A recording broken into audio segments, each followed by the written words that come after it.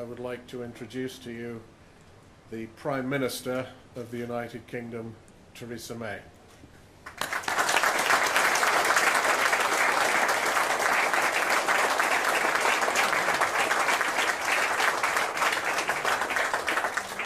Thank you very much. Tomorrow, members of Parliament will cast their votes on the withdrawal agreement on the terms of our departure from the European Union and the political declaration on our future relationship. That vote in Westminster is a direct consequence of the votes that were cast by people here in Stoke and in cities, towns and villages in every corner of the United Kingdom. In June 2016, the British people were asked by MPs to take a decision. Should the United Kingdom remain a member of the European Union, or should we leave? In that campaign, both sides disagreed on many things, but on one thing they were united.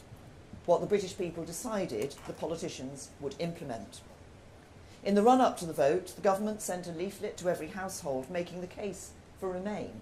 It stated very clearly, this is your decision. The government will implement what you decide. Those were the terms on which people cast their votes. If a majority had backed Remain, the UK would have continued as an EU member state. No doubt the disagreements would have continued too, but the vast majority of people would have had no truck with an argument that we should leave the EU in spite of a vote to remain, or that we should return to the question in another referendum. On the rare occasions when Parliament puts a question to the British people directly, we have always understood that their response carries a profound significance.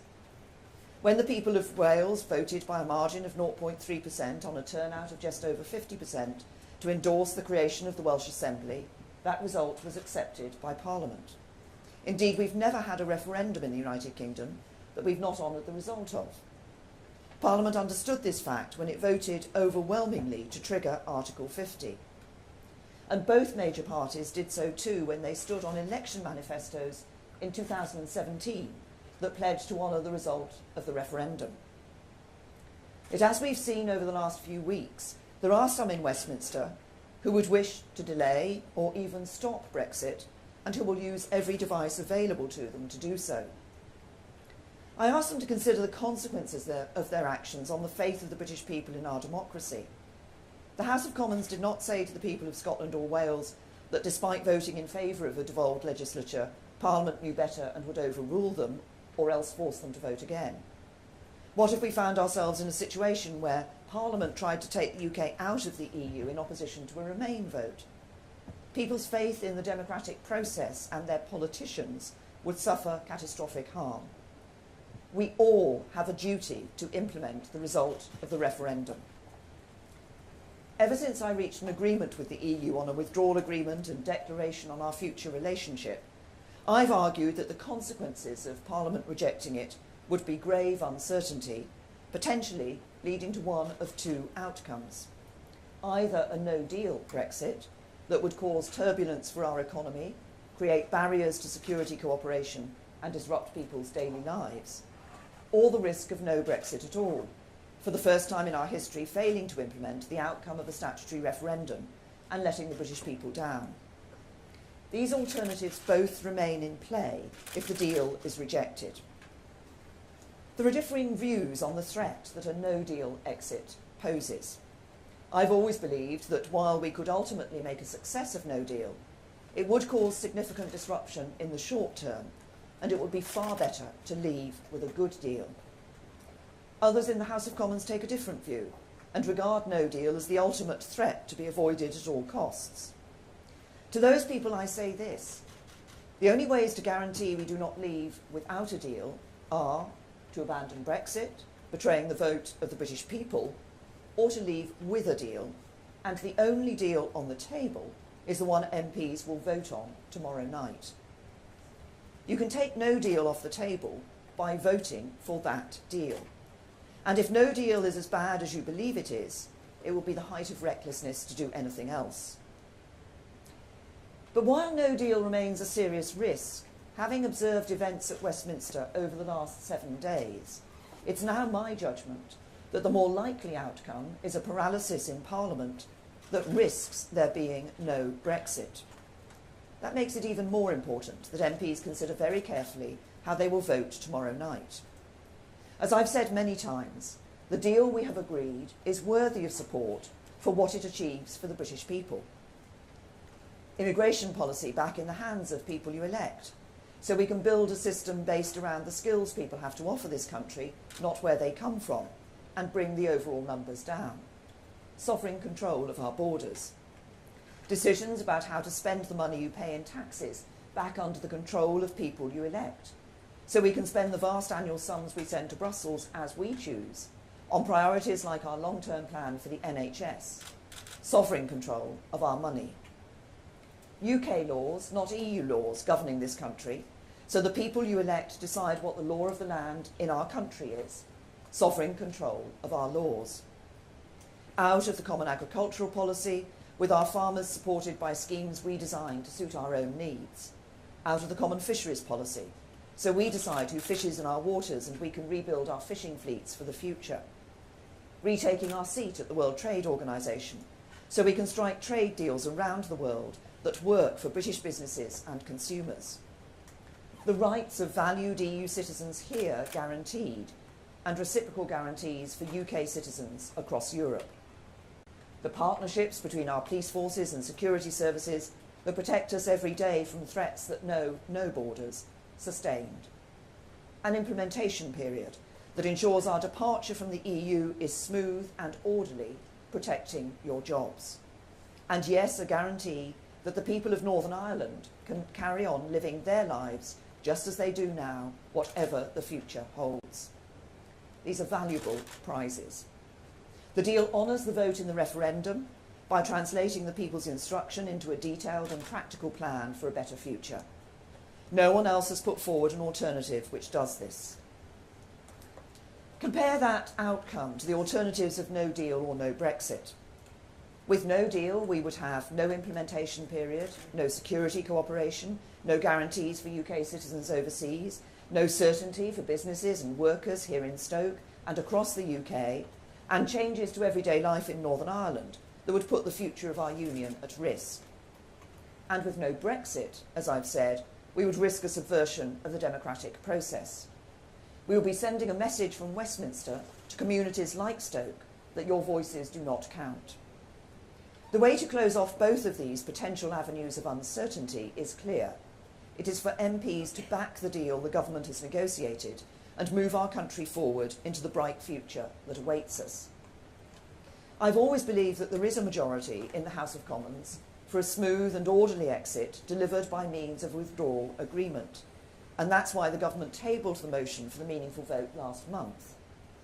But it became clear that MPs' concerns about one particular aspect of the deal, the backstop preventing a hard border between Northern Ireland and Ireland in the event that we cannot reach agreement on our new relationship before the end of the implementation period, meant that there was no prospect of winning the vote. So I suspended the debate to allow time for further discussions with the EU to address those concerns. Today I've published the outcome of those discussions in the form of letters between the UK government and the presidents of the European Commission and European Council. I listened very carefully to the concerns that MPs from all sides expressed, particularly the concerns of my fellow unionists from Northern Ireland. In my discussions with the EU, we explored a number of the suggestions made by MPs, both about how the backstop would operate and for how long.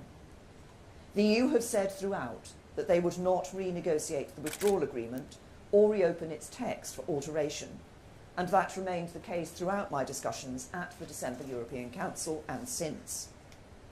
I also pursued in these discussions a proposal for a fixed date with legal force, guaranteeing the point at which the future partnership would come into force, because that is the way to bring an end to the backstop, by agreeing our new relationship. The EU's position was that while they never want or expect the backstop to come into force, a legal time limit was not possible. But while we did not achieve that, we have secured valuable new clarifications and assurances to put before the House of Commons, including on getting our future relationship in place rapidly, so that the backstop should never need to be used. We now have a commitment from the EU that work on our new relationship can begin as soon as possible after the signing of the withdrawal agreement in advance of the 29th of March, And we have an explicit commitment that this new relationship does not need to replicate the backstop in any respect whatsoever. We have agreement on a fast-track process to bring the free trade deal we will negotiate into force if there are any delays in member states ratifying it, making it even more likely that the backstop will never need to be used. We now have absolute clarity on the explicit linkage between the withdrawal agreement and the political declaration, putting beyond doubt that these come as a package. And finally, the EU have confirmed their acceptance that the UK can unilaterally deliver on all the commitments made in our Northern Ireland paper last week, including a Stormont lock on new EU laws being added to the backstop and a seat at the table for a restored Northern Ireland executive. The legal standing of the significant conclusions of the December Council have been confirmed. If the backstop were ever triggered, it would only be temporary, and both sides would do all they could to bring it to an end as quickly as possible. The letters published today have legal force and must be used to interpret the meaning of the withdrawal agreement, including in any future arbitration. They make absolutely clear that the backstop is not a threat or a trap. Now, I fully understand that the new legal and political assurances, which are contained in the letters from Donald Tusk and Jean-Claude Juncker, do not go as far as some MPs would like. But I'm convinced that MPs now have the clearest assurances that this is the best deal possible and that it is worthy of their support. Two other areas of concern raised and reflected in amendments tabled to the meaningful vote were on the protection of workers' rights and on environmental standards. I could not have been clearer that far from wanting to see a reduction in our standards in these areas, the UK will instead continue to be a world leader. We've committed to addressing these concerns and will work with MPs from across the House on how best to implement them, looking at legislation where necessary to deliver the best possible results for workers across the UK. This afternoon I will set out in greater detail to MPs what is contained in the correspondence I've published today and what it means for our withdrawal. And tomorrow I will close the debate. But as we start this crucial week in our country's history, let's take a step back and remember both what is at stake and what we stand to gain by coming together behind this agreement. Settle the question of our withdrawal, and we can move on to forging our new relationship. Back the deal tomorrow, and that work can start on Wednesday. Fail, and we face the risk of leaving without a deal, or the even bigger risk of not leaving at all. I think the British people are ready for us to move on, to move beyond division and come together, to move beyond uncertainty into a brighter future. That is the chance that MPs of all parties will have tomorrow night, and for our country's sake, I urge them to take it. Thank you.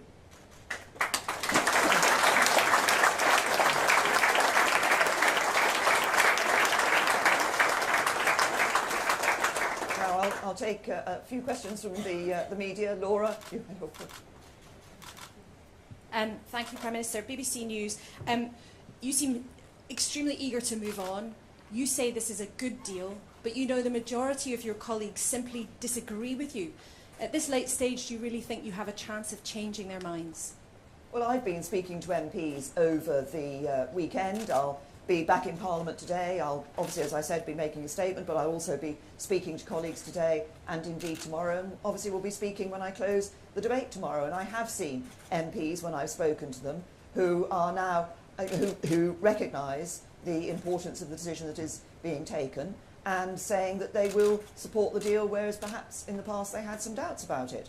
But obviously, we've seen the assurances that are being published today. I believe those do give more assurance and confidence to MPs about the nature of the relationship we will have with the European Union in the future, about the desire on both sides not to see the backstop come into force, and what we will both do to ensure that we're working to make that not happen, so that we can get onto that future relationship, which is the best way of ensuring a sustainable long-term relationship and dealing with the Northern Ireland border on that sustainable long-term basis.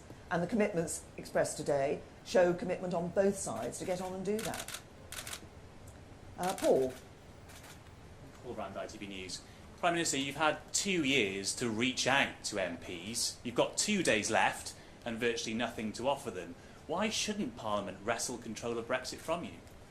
Well, first of all, over the last 2 years, we have, of course, been talking with MPs about the issues that they want to see raised, the issues that they've been concerned about, and the process that what I've been doing over the last few weeks, over the Christmas and New Year period, is having heard MPs in December in the debate, taking those issues to the European Union, and we have, you say we haven't achieved, we have achieved this exchange of letters which gives those further clarifications, which gives those further assurances, which I believe do give that further confidence to members of Parliament about the future relationship we'll have with the European Union and about both sides not wanting to use the backstop. But you talk about Parliament taking control. What I think is important is that we deliver on the result of the referendum. And what I'm concerned about from what we've seen, as I've said in my speech over the last few days, is the real prospect that we could see a sort of stymie in Parliament, or Parliament operating, or people in Parliament trying to operate in a way that frustrates Brexit. We have a duty to deliver Brexit, and that's what I and the government want to do, and it's what we are going to do, and I want MPs to recognise that as well. Jack? There's a mic. Jack Doyle from the Daily Mail. Prime Minister, you talked about workers' rights and environmental standards, but are you prepared to go further to attract the votes of Labour MPs? Would you be prepared to, for example, move on a customs union or any other issues? I've always been clear that we will not be in the customs union, because being in the customs union has with it other aspects which are not what people voted for. And what people wanted to see was us able to ensure that we could have independent trade policy. We're working, obviously, to ensure that those trade agreements we're part of as a member of the EU can be transferred to UK trade agreements in the future, and then want the opportunity to make those even better trade agreements for the UK. We can do that by having an independent trade policy, and in order to have that independent trade policy, it means not being in the customs union. Francis, you have... Prime Minister, you've been very clear about what you say is the damage to public faith if Brexit doesn't go ahead at all.